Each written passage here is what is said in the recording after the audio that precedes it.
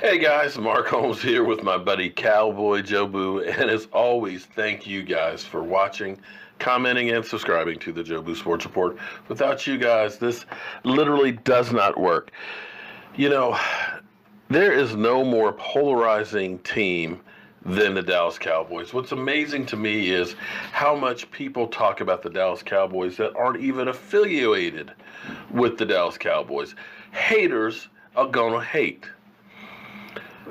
You know, I like listening to Sports 980 in DC because, well, let's face it, they're always talking about our Cowboys, even in their bye week. But I was listening today on the way home, and we'll definitely be talking about this tonight. They had James Washington, you'll remember him doing the kiss at the Super Bowl and stuff for our Cowboys. He also played for the Redskins and I believe for the Eagles and things. So he's got an interesting perspective on everything that is the NFC East. And I'm amazed at some of the things that he actually said. You know, here's the thing with Dak Prescott. We truly are either you are for Dak or you hate Dak. It is just like there's no middle ground. It's one side or the other, and it's beginning to sound like war. But I wanted you guys to hear James Washington talking about Dak and the Cowboys as a whole. Unless you play for the Philadelphia Eagles. Yeah. And then you got a backup quarterback who comes in and plays like he's been a starter forever. But looking at your Dallas Cowboys and your quarterback, Dak Prescott is not putting a lot of numbers up there. The offensive line doesn't seem to be blocking like they did in the past. What do you see is wrong with the Cowboys at this point? Well, I think it all starts at the center position. With Frederick's out, I mean, he has an illness we all know about. You end up having guys like Smith and Zach. You know, these guys have been dominant in the past. Mm-hmm. And I think people have caught up to their game. And with all the rule changes, and understanding that now the defensive guys, and it's just so scary, these defensive guys, when I talk about defensive linemen across the board, mm-hmm. they are just massive. You remember back in the day when you get the 300-pound lineman? But now you got 325-pound defensive guys running six flat. You know what I'm saying? You got dudes who can stand up and touch the ground with their knuckles that's trying to get the quarterback. Yeah. The talent wave has changed. So therefore, I think it has been a rough patch for the whole conference myself. I mean, in our division, when you look at all the teams in the division, it has just been tough because of the offensive line play and defensive line play. James, what do you think about Jason Garrett? I love him as a guy. I love him as a teammate. I think he needs better people around him. I think he needs the owner to allow him, because he's a brilliant mind. I've been around him for a very long time, and I've known him for a very long time. He was my teammate. As far as knowledge and able to produce, he's been coached and trained by the best. But unfortunately, when you don't have guys that are just making plays, a lot of people want to say, oh, fire the coach. Uh-huh. He's making all the right decisions. But the fact is that if it's 3rd and 2 and your running back or your receiver drops the ball, can you blame the head coach for that? Can you blame the head coach that, you lose some of your top offensive linemen? You can't. So I'm a big Garrett fan. So the whole less firing, I mean, they're so quick to pull the trigger based off of wins and losses. You got to look from the top to bottom. Cowboys ain't been good in about 20,000 years. When you look Can't at argue with that. They got Ezekiel Elliott, a guy who's dominant in this game, and I think they've gotten away from him. After you see Des Bryant leave, they wanted to push more Dak Prescott, but if you don't have Zeke doing what he does, I don't think Dak Prescott's game is the same way. Well, you're right on point right there. I mean, I don't care who the quarterback is. I mean, you played for some guys who won Super Bowls, but it was always because, and you being a running back and a specialist, it was all because of the run game. If your run game doesn't flow, everything else don't go. You got that And right. it's real simple like that. Because you can have the best quarterback, and John Elway, I think, was the best quarterback ever to play the game. That's my opinion. Okay? But he didn't win Super Bowls until he got TV. When his running game was there, he flowed. And he became an elite type guy. And he was already the best at it in the business. We can go from time to time and go through every position. But on offense, if the running game is not flowing, you ain't winning a lot of ball games. J-Dub, that aside, where are you on Dak's progress? Oh, boy. Here we go. I think he is an average quarterback. I think that he has the ability. He's not your superstar. He's not your Hall of Famer. He's just a guy. He's not a guy that's going to take you to the promised land. You need to build around him.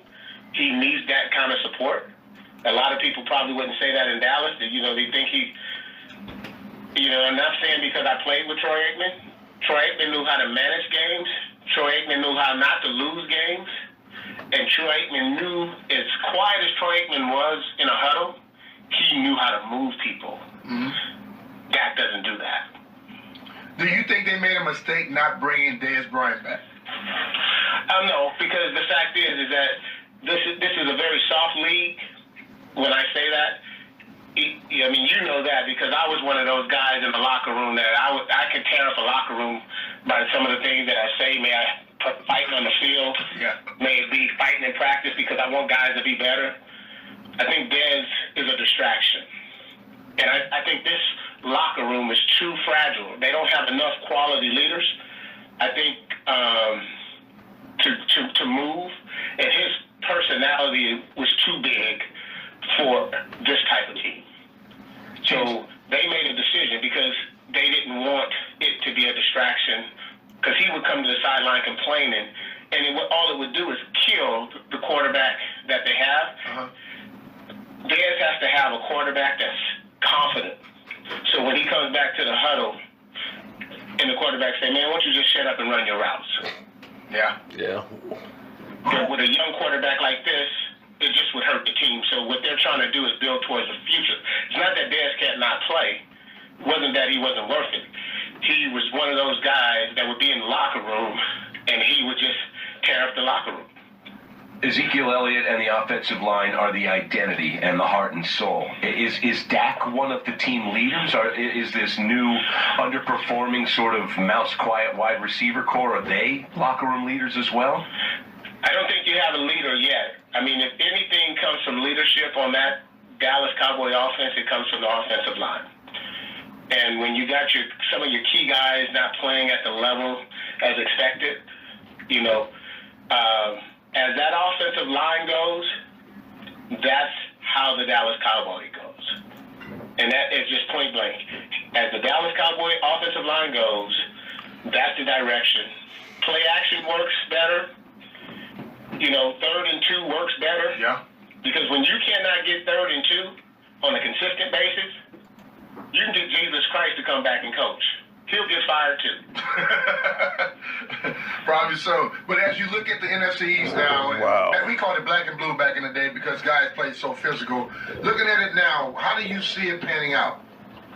Well, it's kind of amazing to see this because I'm glad to see the Philadelphia Eagles come in and actually close the circle of Super Bowls because they were the only team that was kind of lingering out there that didn't have rings on the shelf. Overall, and I'll start with Philadelphia because they're the reigning champs right now, is they're going to be a good football team. They just got to get healthy. Yeah. And you look and you say, man, if they had all their pieces, they'd be dominant. You look at the Giants, awful. Offense, defense, unfortunately, a young running back, Barkley, is going to be a superstar. He is going to be a key running back for a long time in the league, but he doesn't have anybody blocking for him. And then the signal caller, I don't think he's only going to play off, just like I said, if the running game is going, Eli plays better. So the Redskins, is a big surprise, I think, this year. Because what you have is a balance, and now you also have a running game and being able to do some things. But again, is the NFC East a conference that everybody used to fear like back in the day? Not so more, not so much. They look forward to playing that conference right at this point in time. The only powerhouse that I'd say, and I would say the Eagles, once they're healthy, I think they would be the team to beat. James, on the college front, by the way, are you okay with Chip Okay, and what he's so- got going on? Wow, that's a lot. So James Washington believes that Dak Prescott is just a guy. Jason Garrett's not the problem. And that there's a leadership void. Des Bryant shouldn't come back. Ooh, well, that's a guy who's been in the locker room and knows what it takes to be a Super Bowl champion. He's been around the NFC East, and definitely somebody that you may want to listen to. Wow. I'd like to get your thoughts on that to see what you guys believe. And it really seems like it's just divided down the middle when it comes to Dak Prescott. We'll be talking about this. We'll be taking some live calls tonight, and I look forward to getting this discussion. Just remember one thing: winning cures all your problems. And if the Cowboys can get to 500, get a win in Detroit, things look a whole lot better.